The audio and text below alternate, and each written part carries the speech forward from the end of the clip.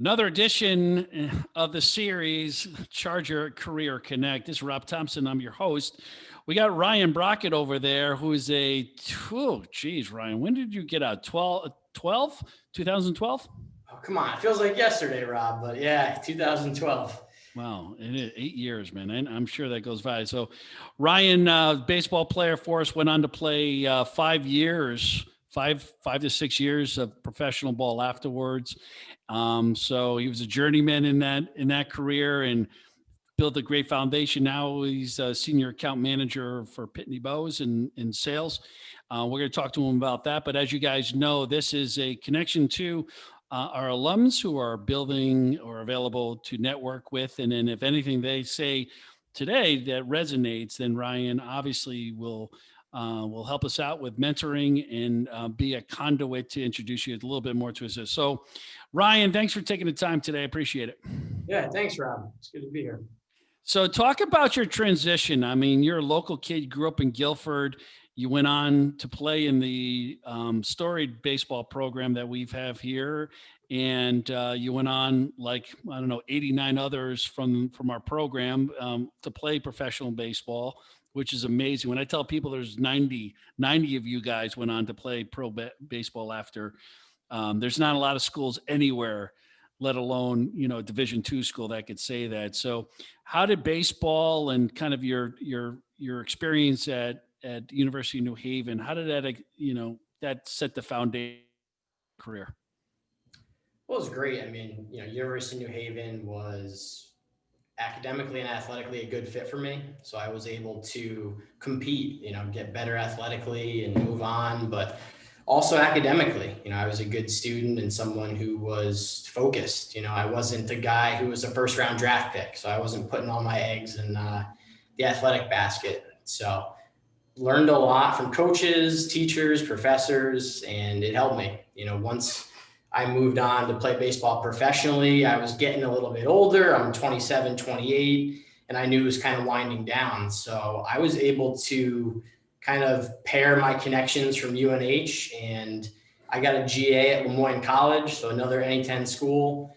I was a baseball GA there for 2 years, and I got my MBA, which was awesome. I felt like I was almost double dipping. I had the business side and the baseball side, and for me, it was eye-opening. I got to see what it's like to coach. I thought that was maybe a career path for me, but I also got to see what it was like on the business side. And ultimately, I was able to use the degree from New Haven and Lemoyne and carry that on professionally.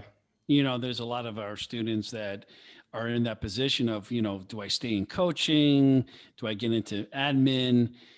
Or do I go to grad school, and sometimes depending on where you are in your career, I mean, I always say, if you can't get grad school paid for, as a GA or by your company, don't do it right away. Go get some experience. But what did you discover about that process? Where did that light go off and said, man, I have to get my MBA for that next step, because I kind of see where I want to be? I thought almost a little bit that I was playing catch up. I felt that by playing for 6 years, it was awesome. But, I'm 28 years old and I've been playing indie ball for 6 years. So I wanted to really take the next step. So I thought the MBA was nice. I was a communications major at New Haven, which was awesome, but I felt like I missed some of that business knowledge. So the MBA was great. It was general MBA. I got a feel of a lot of different things, and I thought it made me more well-rounded. And for someone looking at me in an interview, it wasn't, this guy's a flame out baseball player who's now sitting in front of me. It was, played baseball, got his MBA, and is really kind of looking to kick the doors in when he gets into his career.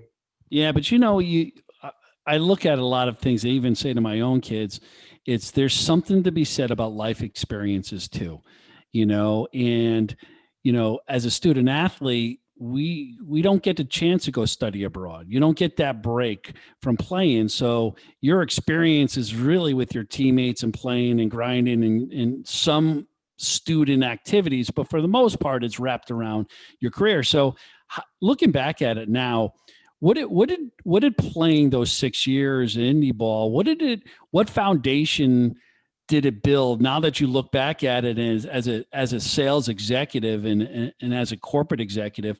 What did those 6 years mean to you with your career right now? How did those skills that you learned, how did they transition over? It's a great question. It's funny. There's baseball and the business world are so far apart, but I feel like they're so interconnected too. Mental toughness, I think for me, 24-hour bus ride, 18-hour bus ride. I can't check into the hotel, still got to play the next day. Those things where it's very difficult. I'm banged up, I'm injured, and you still got to play the next day. I mean, it just keeps on coming. That part of the baseball was great because professionally, those things happen. I mean, I'm in sales and you have great months, you have okay months, you lose opportunities. There's some parallels and you just got to kind of be able to keep picking up and keep moving on. What time, mindset and mental toughness. I know like the trendy words now is mindset, right? And mental health. Those things really weren't taught as much as they're becoming more trendy now because people do realize it's 80% of it. You could have all the talent in the world, but if you don't have it, mentally, your attitude and all that, you're shot. So what was your mindset when you were a Charger? I mean, obviously there's a maturity that comes along with it, but what was your mindset then, and where do you see yourself now? Because mindset and leadership are really closely connected too. So what was that transition like with your mindset going from a student to kind of going off to that next level to discover what your career is going to be? I was always very driven, very passionate. So for me, the same things that held true for baseball, goal setting, and really looking to better myself, seeing what other people were doing, how to compete. I mean, I think those things hold true. Being an athlete there's a lot of parallels to the professional world, and it's a little bit different. You're not, maybe I'm not lifting and I'm not running and hitting the ball again, but you still have to better yourself, and it's still competitive. You're all competing for sales, promotions, and career development. So there's a lot of parallels, I would say. What was that, so for mindset and mental toughness, in that transition period, most of us don't know what we want to do when we're a junior and senior, unless you're like an engineering degree major or a lot of times forensic or criminal justice, you can have an idea. When you're in business, you're studying business or you're studying accounting, you're studying that part of it. What was your discovery process that you went through? Is like, what do I want to do? Where do I fit in? How can I monetize my skill and my talent in the business world? What was that transition and that discovery, not transition, but that discovery process for you when kind of like the light bulb started popping off? Was that when you were in school or was that kind of, during your playing career? I would say more later on. I was so laser focused athletically at that point, and it's a cutthroat. You're playing baseball; it's cutthroat. You could be cut tomorrow. So I was very focused on that at the time. And then as I got older, I was really looking for those next steps, and I wanted to figure out what I was good at. Like you said, I wasn't a teacher or an engineer or someone on a linear path. I thought about marketing. I thought about human resources, and in the end. I went on a number of interviews, and the sales component really kind of aligned with being driven and competitive and thriving in environments that are high stakes at times. Yeah, high stakes for sure. There's no doubt about it. You definitely have to continue to kind of to push yourself. That's for sure. But the discovery could take a long time. I say you have a runway of like 6 to 8 years, and you took that time to play some ball. So a long runway for me, that's for sure. That was a hell of a runway for you. Advice, if you had to go back and kind of all the things that now, Ryan, all the things that you probably stressed out about or had anxiety about, or just like wondered what was going to happen to you when you're a junior and senior, maybe even way before that. But if you had to go back and visit yourself again, your sophomore, freshman year, what advice would you give to yourself? I would say to be very well-rounded. Try a lot of different things. I think being versatile is an incredible skill, both athletically and professionally. There are people that are great engineers that sit behind desks and do very specific, highly technical things. And there are people that maybe don't have that one skill that's they're a genius at or they're really different at, but they can put it all together. They're a leader. They can be positive. They see growth potential. I think having a lot of different friend groups, being a part of athletics, connected to the campus community, anything like that can really help broaden, your network and just kind of your perspective as well.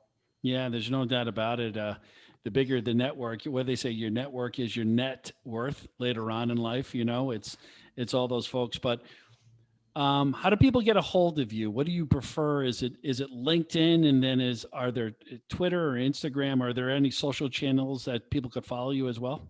Sure. Yeah, I would say LinkedIn definitely. Instagram more so than Twitter. I have a Twitter, but few and far between. I'm checking the Twitter. So I would say definitely Instagram and LinkedIn.